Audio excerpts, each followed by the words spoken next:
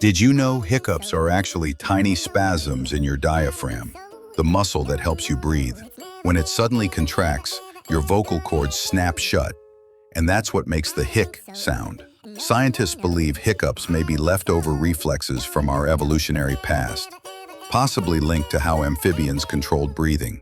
Most hiccups go away on their own, but they remind us our bodies carry echoes of ancient life. Follow Wander into Wonders for more fascinating human body facts.